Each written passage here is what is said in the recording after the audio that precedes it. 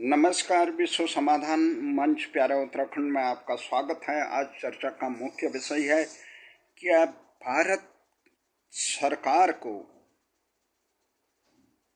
गुलामी के प्रतीकों से मुक्ति नहीं पानी चाहिए। जिन शहरों और कस्बों का नाम देश को लूटने, खसूटने, गुलाम बनाने और अत्याचारियों के नाम पे है, उन नामों में बदलाव क्यों नहीं करना चाहिए। आखिर गुलामी के कलंक को सर माथे से क्यों नहीं मिटाना चाहिए।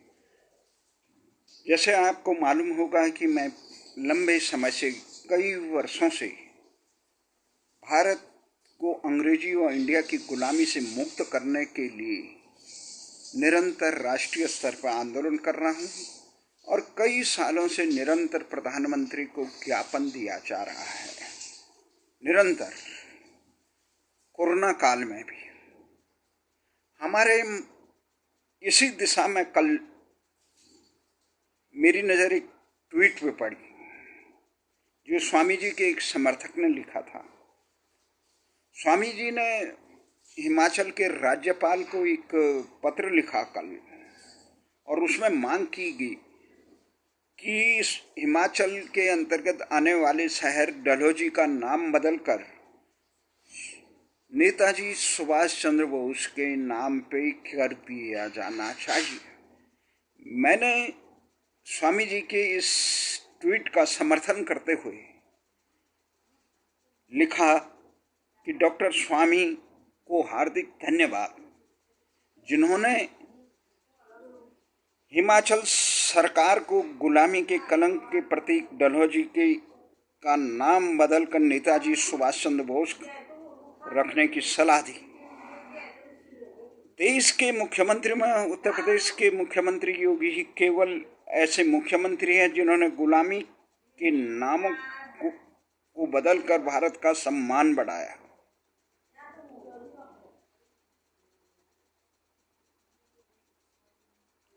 तो इसमें मैंने आगे लिखा है कि और स्वामी जी का ध्यान आकृष्ट करते हुए कहा कि उत्तराखंड में भी लैंसडाउन एक स्थान है जो सामरिक दृष्टि से बहुत महत्वपूर्ण है। वहाँ पे गढ़वाल रेजिमेंट का ही मुख्यालय है। उस नाम को वायसराय लैंसडाउन के नाम पे रखा गया था। आज़ादी के बाद 47 के बाद अभी तक ये नाम है, जबकि इसका पुराना नाम कालो डांडा था। तो आपने कहा कि इस आज़ादी के एक महानायक हुए जिन्होंने पेशावर कांड के महानायक वीर चंद्र सिंह गढ़वाली और उनके साथियों के सम्मान में इसका नाम चंद्रनगर या गढ़वाली नगर रखा जाए। डॉक्टर स्वामी की पहल बहुत सराहनीय है, अनुकरणीय है। देश के मुख्यमंत्रियों को, उत्तर प्रदेश के मुख्यमंत्री आदित्यनाथ योगी जी से प्रेरणा लेनी चाहिए कि कैसे गुलामी के कलंकों को मिटाकर भारत का गौरव बढ़ाया जाए। हमने जो नाम सुझाए हैं अभी कि हिमाचल में डलहौजी, उत्तराखंड में लैंसडाउन, गुजरात में अहमदाबाद, बिहार में बख्तियारपुर, दिल्ली में जौर पंजम के वंशजों के स्मारक जो बनाया जा रहा है, कोरोनेशन पार्क और मुगल गार्डन, राष्ट्रपति भवन इत्यादि नामों में परिवर्तन होना चाहिए। इस पे ट्विटर पे लंबी बहस चली। सैकड़ों लोगों ने इसका जवाब दिए। कईयों ने शंका प्रकट की कि अंतर्राष्ट्रीय स्तर पर इस समय हमें क्या अंग्रेजों की सारी चीज़ें त्याग देनी चाहिए, भाषा अंतर्राष्ट्रीय में। तो हमने उन्हें ये कहा कि विश्व के तमाम देश अपनी भाषा, हम अंग्रेजी का विरोध नहीं करते हैं, अंग्रेजी कोई पढ़े, फ्रेंच पढ़े, जर्मन पढ़े, लेकिन भारतीय भाषाएं ही भारत में राजकाज, शिक्षा, न्याय चलनी चाहिए। हमने उदाहरण दिया कि जिस प्रकार से जर्मन, फ्रांस, इटली, टर्की, रूस, चीन, इजराइल सारे देश अपनी भाषा में शासन, प्रशासन, न्याय, शिक्षा प्रदान करते हैं।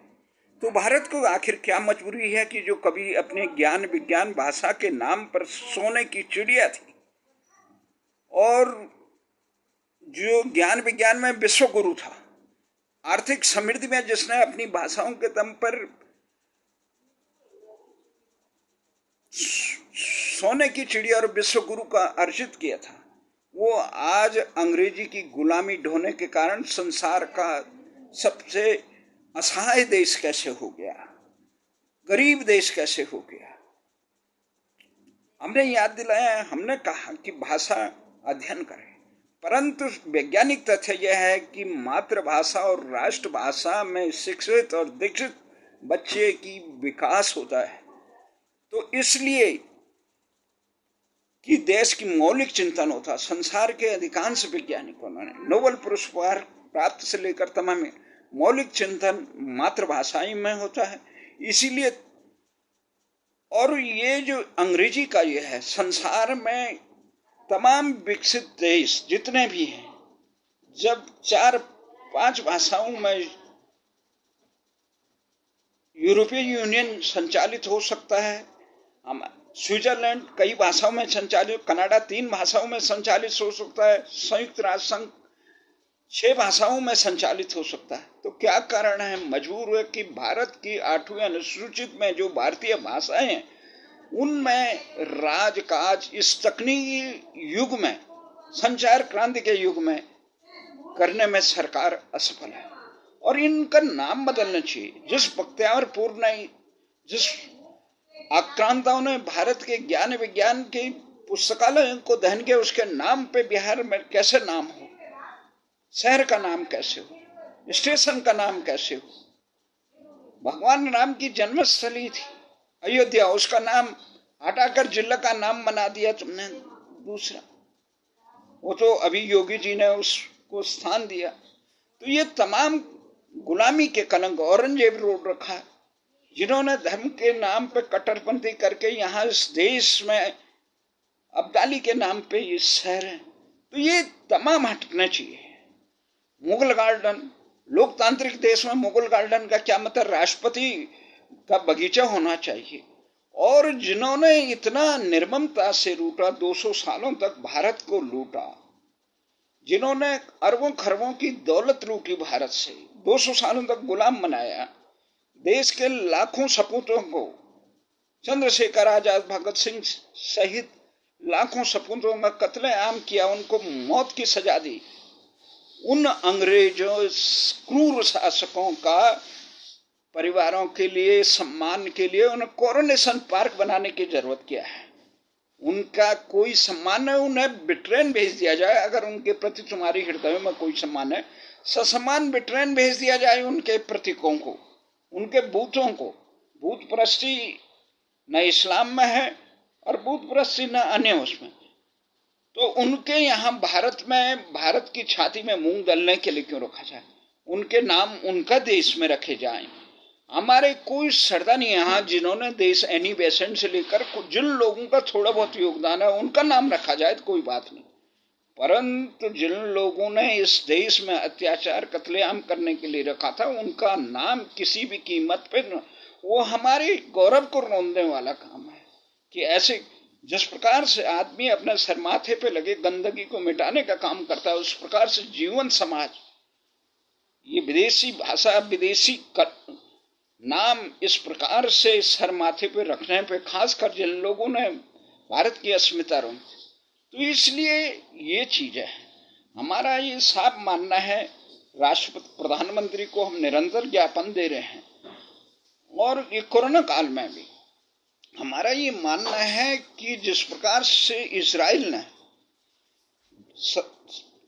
2500 वर्षों के बावजूद मृत प्राय भाषा, 1% लोग नहीं जानते थे उस हिब्रू भाषा को, उसको आत्मसात इसलिए किया कि भाषाएं ही संस्कृति की समवायिका होती, भाषाएं ही अपने इतिहास का बोध होता है।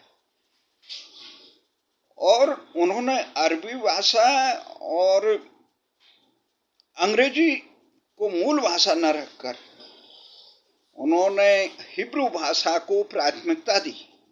उसी प्रकार टर्की में कमाल पाशा ने टर्की भाषा को दिया, चीन ने चीन भाषा में दिया, जर्मन ने जर्मनी में सीखा, फ्रांस में फ्रांस को सीखा जाता है, नेपाल और बांग्लादेश तक अपनी भाषाओं में आगे बढ़े। परंतु क्या मजबूरी है, भारत एक तो कॉमनवेल्थ देशों का कलंक सर माथे पे रखे और भारत के शासक ब्रिटेन में जाए और अंग्रेजों के सजदे पड़े, जॉर्ज पंचम के कहार बने। ये राष्ट्र पे कलंक, जीवंत देश, स्वाभिमानी देश गुलामी के कलंकों को सर माथे पे नहीं लगाता है। जय हिंद, जय भारत।